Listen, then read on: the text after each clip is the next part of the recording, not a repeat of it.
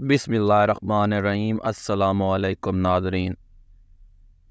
حضرت ختیجہ رضی اللہ تعالیٰ عنہ ایک بہت مالدار عورت تھیں اور بڑے بڑے دولت مند لوگ ان سے شادی کے خواہشمند تھے، مگر انہوں نے انکار کر دیا تھا۔ لیکن اب انہوں نے خود ہی حضور صلی اللہ علیہ وسلم کے لیے اپنے آپ کو نکاح کے واسطے پیش کر دیا، حالانکہ حضرت صلی اللہ علیہ وسلم کے پاس مال و دولت بالکل نہیں تھا۔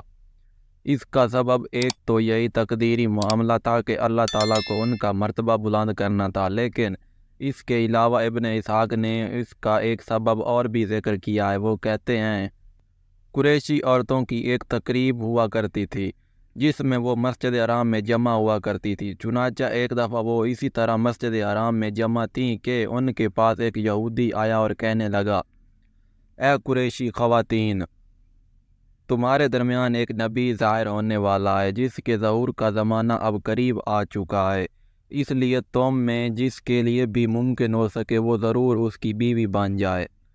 عورتوں کو اس کی اس بات پر بہت غصہ آیا اور وہ اس کو برا بھلا کہتی ہوئی اس پر پتھر مارنے لگیں، مگر حضرت ختیجہ رضی اللہ تعالیٰ عنہ اس کی بات سن کر سوچ میں پڑ گئیں اور یہ بات ان کے دل میں بیٹھ گئی۔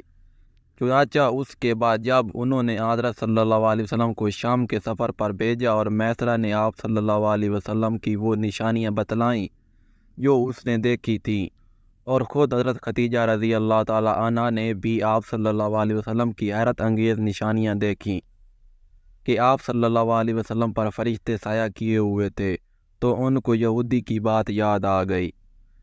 ادھر انہیں اپنے چچا زاد بھائی ورقہ بن نوفل کی بات بھی یاد آئی جو انہوں نے حضرت ختیجہ رضی اللہ تعالیٰ عنہ سے حضرت صلی اللہ علیہ وسلم کی نشانیاں سن کر کہی تھی۔ انہوں نے اس وقت دل میں سوچا، اس یہودی نے جو کچھ کہا تھا اگر وہ صحیح ہے تو وہ نبی اس شخص یعنی حضرت محمد صلی اللہ علیہ وسلم کے سوا کوئی دوسرا نہیں ہو سکتا۔ ماشاءاللہ۔